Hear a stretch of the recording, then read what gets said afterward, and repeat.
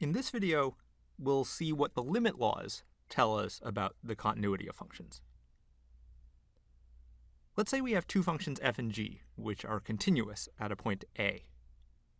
By definition, that means that their limits as x approaches a match their values at a.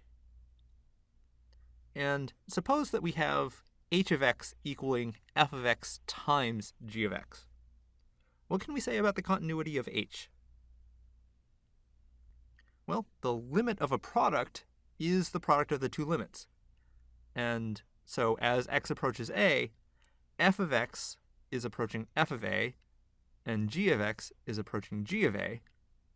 So h of x is approaching f of a times g of a, which is h of a.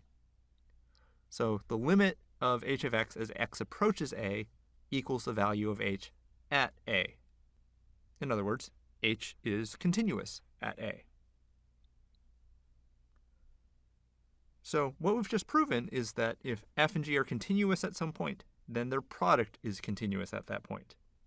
And if f and g are continuous everywhere, then their product will be continuous everywhere.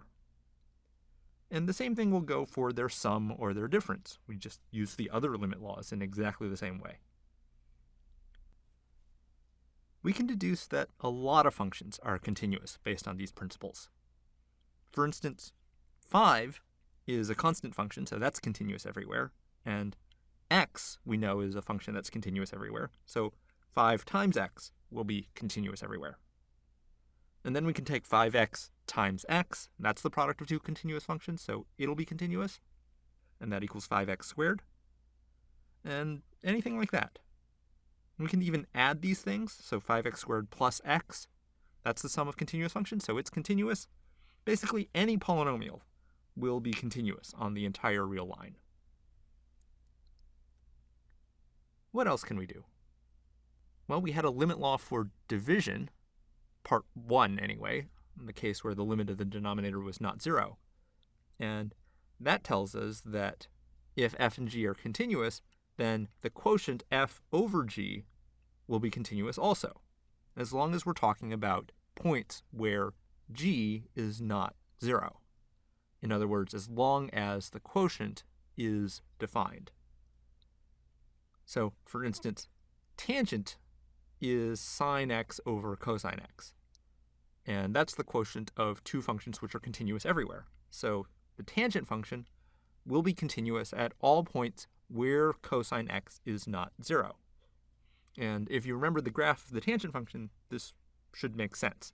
The graph looks like this, and it's continuous everywhere except for these points where there are breaks, and that's minus pi over 2, etc. Exactly the places where cosine is 0. If, on the other hand, we take the function 1 over x squared plus 1, here we have a polynomial over a polynomial. So, again, the quotient of two functions which are continuous everywhere. But this denominator is never 0.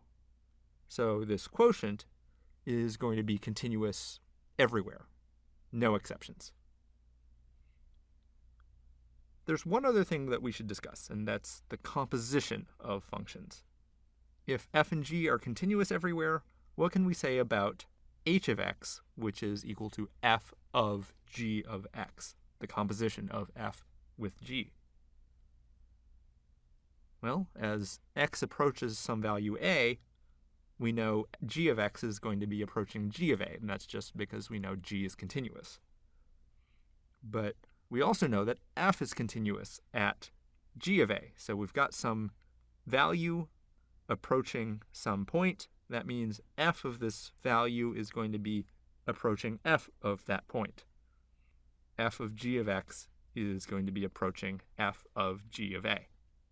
And we can translate that as h of x approaching h of a. In other words, h is continuous at this point a.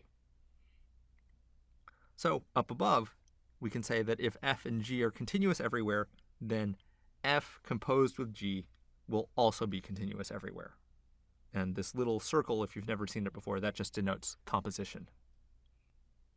So for instance, if we take sine of x squared plus 1, here we have the composition of two functions. The inner function is x squared plus 1. That's a polynomial, so it's continuous everywhere. And the sine function, the outer function, we know that's continuous everywhere.